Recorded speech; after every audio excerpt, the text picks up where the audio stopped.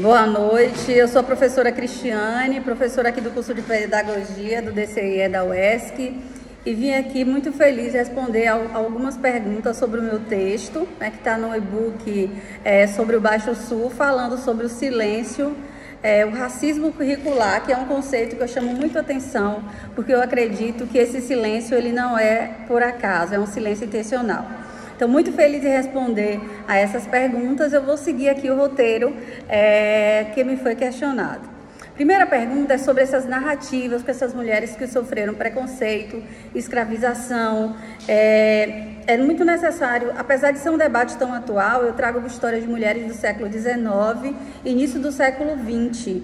E os sofrimentos e as dores continuam para essas mulheres do período colonial até a modernidade. E para ter um cuidado em não repetirmos conceitos que são tão atuais como racismo estrutural, conceito de interseccionalidade, mas nós podemos encontrar nessas histórias das mulheres inspiradoras que elas inauguram alguns sofrimentos que hoje podem receber outros nomes, mas as histórias dessas Marias se repetem. A segunda pergunta é se eu encontrei quais foram os meus maiores desafios na organização dessa pesquisa e no desenvolvimento do trabalho. Nós, professores, temos um grande desafio, que é fazer uma pesquisa inédita.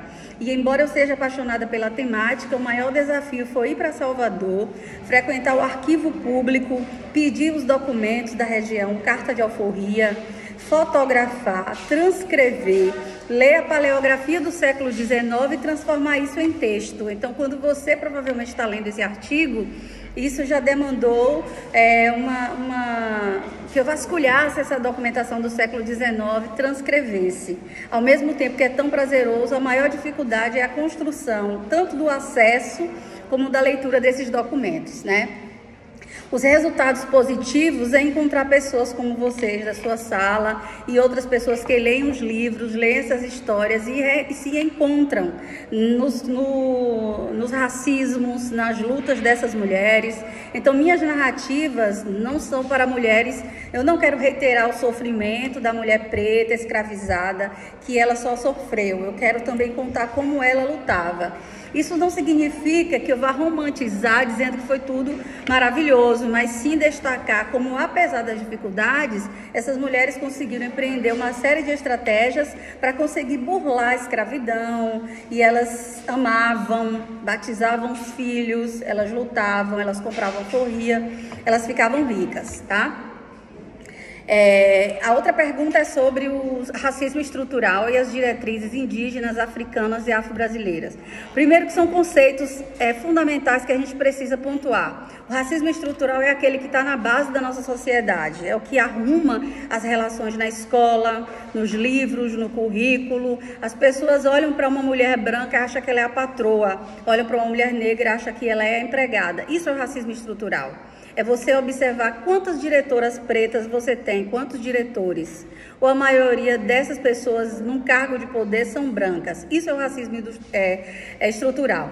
Quanto às diretrizes indígenas, eu encontro, ao mesmo tempo que eu estudo essas mulheres na escravidão, elas estavam colaborando, sendo vizinhas, sendo escravizadas ou libertas numa região que também existiam mulheres, mães indígenas, senhorinhas indígenas, e os saberes eram compartilhados. Então nós temos aí as mulheres crioulas, que são filhas de africanas nascidas na Bahia, as africanas, que foram aquelas que vieram diretamente da África, e temos aquelas indígenas. Nesse caldeirão cultural, é o que a gente chama de mistura do Baixo Sul da Bahia. E o que eu poderia comentar de positivo e de negativo nessa região de Ilhéus, referente a currículo e racismo?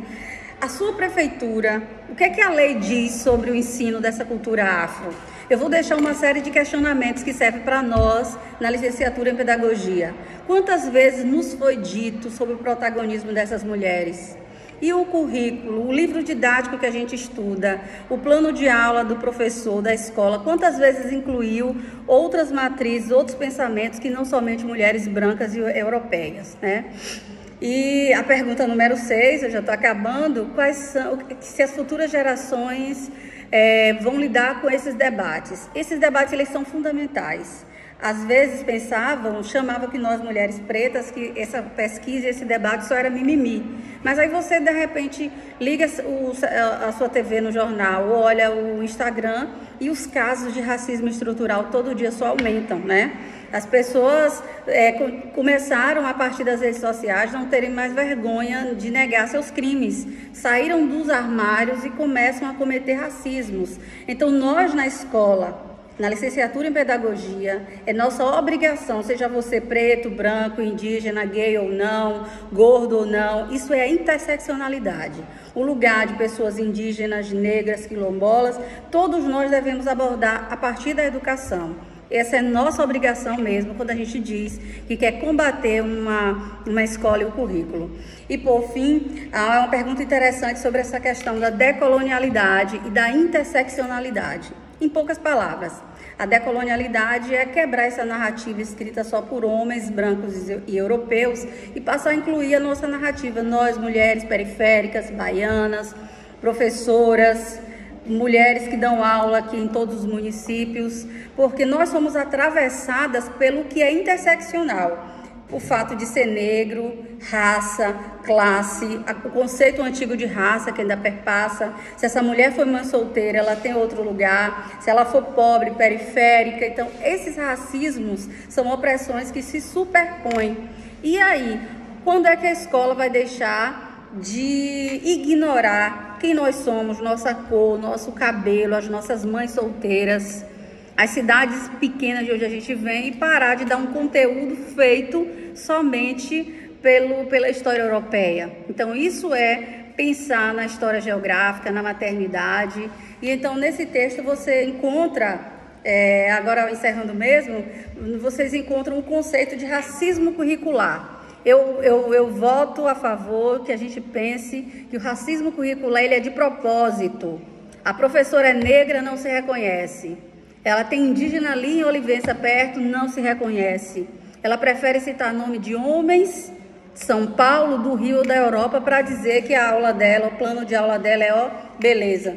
Mas e as nossas alunas de TCC da UESC, de licenciatura, que descreve sobre a educação do campo, sobre as crianças, sobre as necessidades, sobre a ludicidade? A gente só vai ser decolonial, só vai parar de fazer um racismo curricular quando nós inserirmos outras vozes no currículo. Então, para vocês, muito obrigada e uma boa leitura.